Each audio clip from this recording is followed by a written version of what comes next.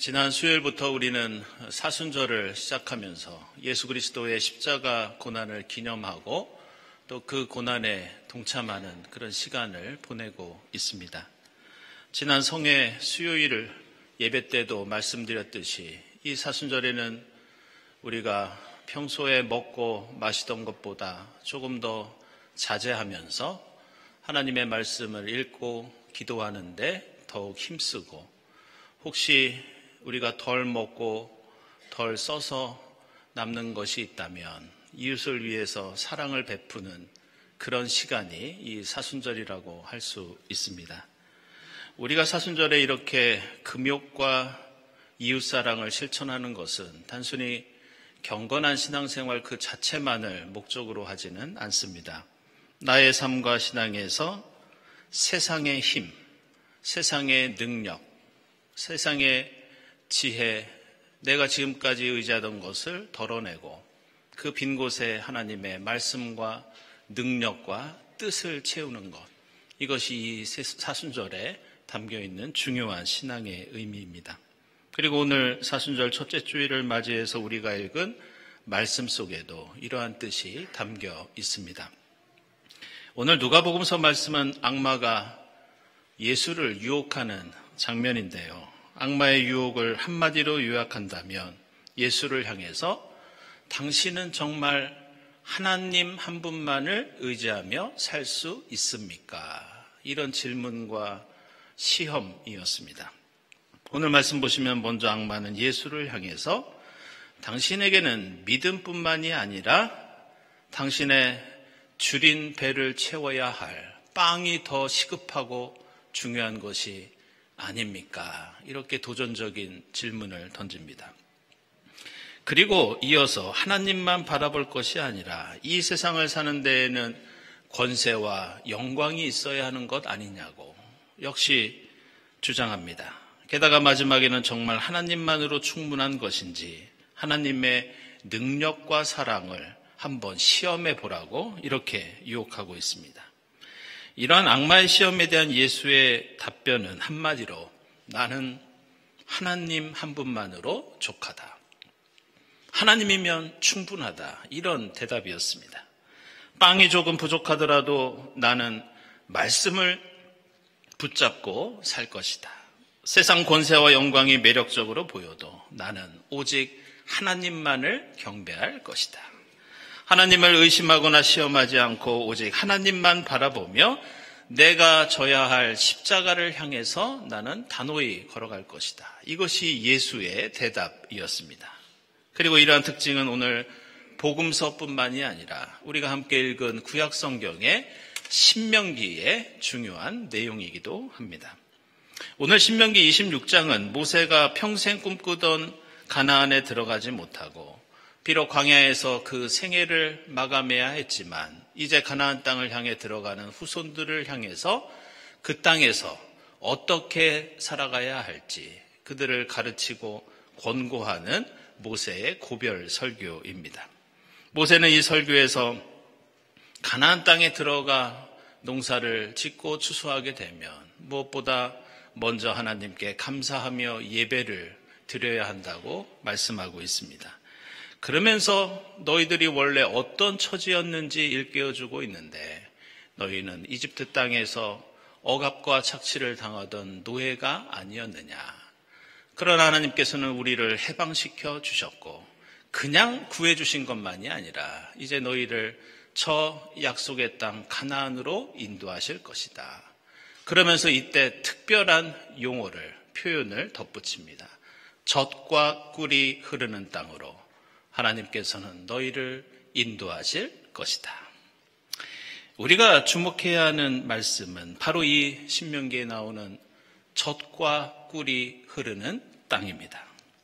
가나안 땅을 이렇게 말하는 것은 성경에서 20번이나 언급될 정도로 우리에게는 매우 익숙하고 또 여기에는 매우 중요한 신학적인 의미가 담겨 있습니다. 신명기 8장 7절부터 10절까지 내용을 보면 가나안 땅에 대해서 이렇게 말씀하는 대목이 나옵니다. 그 땅은 골짜기와 산에서 지하수가 흐르고 샘물이 나고 시냇물이 흐르는 땅입니다. 밀과 보리가 자라고 포도와 무화과와 석류가 나며 올리브 기름과 꿀이 생산되는 땅입니다. 따라서 먹을 것이 모자라지 않고 부족함이 없으며 돌에서는 쇠를 그리고 산에서는 구리를 캐낼 수 있는 땅입니다. 하나님이 당신들에게 주신 그 옥토에서 배불리 먹고 하나님을 찬양하게 될 것입니다. 이렇게 가나안 땅을 젖과 꿀이 흐르는 땅으로 묘사하고 있습니다. 그런데 우리는 이 대목에서 이런 말씀에도 불구하고 한 가지 이상한 점을 생각하지 않을 수 없습니다. 분명 가나안 땅은 지금까지 이스라엘 백성들이 걸어왔던 그 거친 광야와 비교하면 가나안 땅은 분명히 풍족하고 은혜로운 땅인 것을 분명합니다. 그런데 정말 그 땅은 젖과 꿀이 흐를 정도로 비옥한 땅이라고 부를 수 있는가? 아시는 것처럼 가나안 땅은 1년 중에 절반 이상이 고온 건조한 날씨 때문에 농사짓기가 매우 힘든 땅이 가나안 땅이었습니다. 그래서 가나안 땅은 주변이 사막과 황무지로 둘러싸여 있고 산간지방은 바위로 뒤덮여 있어서 젖과 꿀이 흐른다고는 볼 수 없는 그런 척박한 땅이었습니다. 게다가 비도 잘 내리지 않아서 강은 늘 말라 있었고 우기가 되어야 시냇물이 흐르는 건천이 대부분인 땅인 바로 가나안이었습니다. 오히려 그들이 전에 살던 나일강이 있는 이집트나 저 멀리 티그리스 유브라데스가 있는 메소포타미아 땅이 비옥하고 젖과 꿀이 흐르는 땅이라고 부를 수 있었습니다. 그렇다면 성경은 어떤 이유로 이 척박한 땅을 젖과 꿀이 흐르는 땅이라고 말하고 있는 것인가? 이 표현은 교회에서 흔히 말하듯이 하나님께서 비옥한 땅으로 인도하시고 풍요를 주신다는 그런 뜻이 아닙니다. 결론부터 말씀드리면 그 땅은 어머니의 품과 같은 곳이어서 하나님께서 어머니처럼 이스라엘을 안아주시고 먹여주시고 보호해 주신다는 그 뜻이 젖과 꿀이 흐르는 땅이라는 그 표현의 진정한 의미입니다. 과거나 지금이나 젖은 어머니의 사랑과 생명의 양식을 가리키는 중요한 은유입니다. 당시 고대 사회에서는 벌들이 만들어내는 꿀도 모성이나 여성성을 가리키는 상징이었습니다. 그래서 그리스 신화에 나오는 여성 부족인 아마조네스는 이 아마조네스라는 명칭 자체가 젖과 꿀을 가리킵니다. 그리스와 소아시아의 아르테미스 여신, 데메테르 여신, 시벨레 여신은 꿀벌의 신이었고 그들의 신전에서 일하는 여성 사제들을 가리키는 명칭도 꿀벌들이었습니다. 성경에서도 이사야서 49장을 보면 하나님께서는 이스라엘의 관계를 어머니와 젖먹이의 관계로 말씀하고 있습니다. 이사야서 66장과 시편 131편에서도 하나님의 사랑과 은혜를 어머니가 아기에게 젖을 먹이는 것으로 표현하고 있습니다. 사사기에서 유일한 여성 사사였던 드보라는 그 드보라라는 이름의 뜻이 꿀벌이라는 뜻을 가지고 있습니다. 초기 기독교 역사에서는 예수의 육신의 어머니였던 마리아를 상징하는 이미지가 바로 꿀벌이었습니다. 이처럼 성경을 비롯해서 고대 사회의 종교적 문화적 맥락에서 보면 젖과 꿀이 흐른다는 것은 단순한 풍요나 비옥함이 아니라 어머니, 여성을 가리키는 은유였습니다. 게다가 고대 중동에서는 신이 인간에게 특별한 선물을 줄 때 젖과 꿀이라는 표현이 자주 등장합니다. 따라서 오늘 모세가 말하는 가나안 땅, 앞으로 이스라엘 백성이 이집트보다 더 기름진 땅에서 더 풍요로운 삶을 살게 될 것이라는 그런 약속으로 준 그런 표현이 아닙니다. 이 말씀은 지금까지 광야에서 하나님이 어머니처럼 너희들을 먹여주시고 품에 안아주시고 여기까지 인도하신 것처럼 가나안 땅에 들어가서도 야훼 하나님은 너희의 어머니가 되실 것이다. 너희를 포기하지 않고 너희를 끌어안아 주시고 너희들에게 필요한 것들을 공급해 주신다는 그런 뜻입니다. 이 말씀은 너희는 가나안에 들어가더라도 온전히 하나님만을 믿고 따르는 것을 게을리해서는 안 된다는 명령이었습니다. 가나안 땅에 들어가서도 너희는 돌로 빵을 만들어 먹어서는 안 되고 권세와 영광을 누리는 사람들이 아니라 주의 이름을 부르며 하나님이 주시는 것을 먹고 사는 존재가 되어야 한다는 것. 이것이 모세가 젖과 꿀을 이야기한 이유였습니다.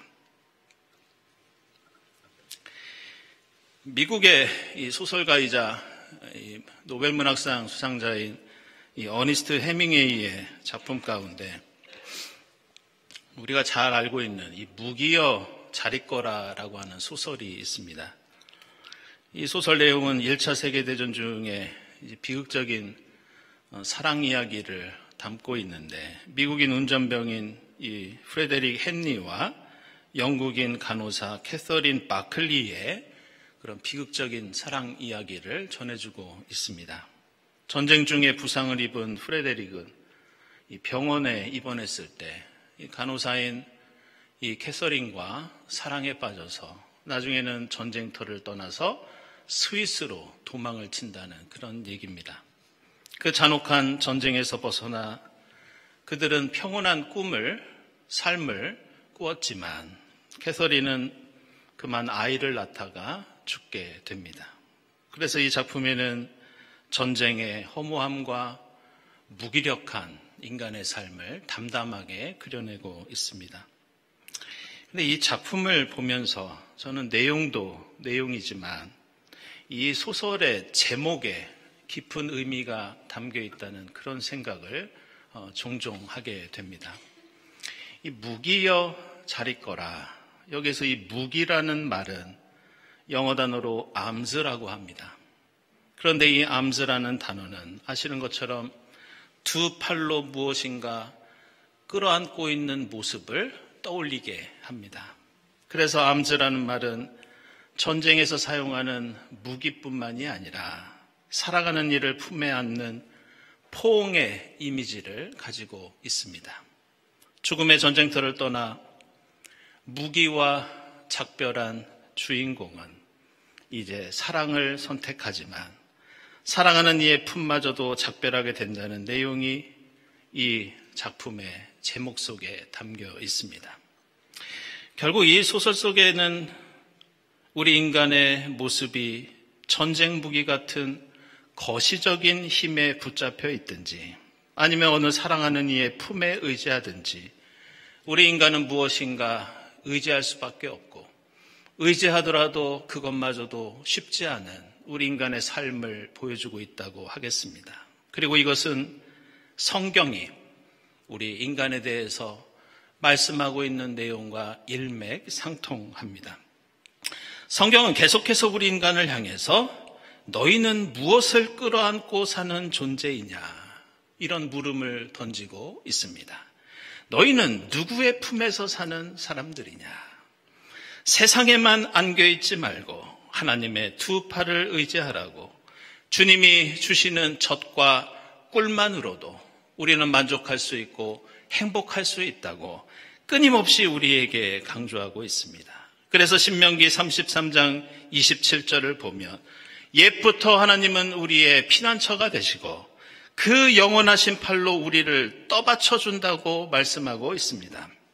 이사야서 40장 11절에서는 목자 되신 주님이 양떼처럼 우리를 먹이시고 팔로 모으시고 우리를 품에 안아주신다고 말씀합니다. 시편 139편에서는 주님이 두 팔로 우리를 인도하시며 우리를 끝까지 붙들고 계신다고 노래합니다. 이사야서 46장 4절에서는 우리가 늙을 때까지 주님께서는 우리를 안고 계시고 우리가 백발이 될 때까지 평생 품고 다니시겠다고 주님께서는 우리에게 약속해 주십니다. 이처럼 우리가 믿는 하나님, 우리가 바라보는 하나님 나라, 젖과 꿀이 흐르는 약속의 땅은 풍요와 윤택한 삶을 보장한다는 그런 세상적인 가치를 말하는 것이 아닙니다. 오히려 이 말씀은 우리가 부유하든지 궁핍하든지 밥을 먹든지 굶든지 우리는 주님의 두 팔 안에서, 주님의 품 안에서 주님 뜻을 지키며 주님 주시는 것에 만족하며 살겠다는 결단입니다. 우리는 돌로 빵을 만들지 않더라도, 세상 권세와 영광을 누리지 못하더라도, 심지어 우리가 주님 가신 십자가의 길을 따르더라도 주의 이름을 부르며 나아갈 때 주님께서 길과 진리와 생명으로 인도해 주신다는 약속이 오늘 말씀 속에 담겨 있는 그리스도인의 삶의 원리입니다. 예수의 십자가는 하나님 앞에서 두 팔을 벌리면서 세상의 모든 것을 내려놓고 하나님만을 끌어안고 우리를 두 팔로 안아주신다고 하는 하나의 상징입니다. 그리고 우리가 시작하는 이 사순절은 우리도 그렇게 십자가의 주님만을 끌어안고 주님만을 의지하겠다는 고백과 결단의 절기가 이 사순절입니다. 이 사순절 어머니처럼 우리를 두 팔로 안아주시는 주님, 그 품 안에서 풍성한 사랑을 맛볼 수 있기를 바랍니다.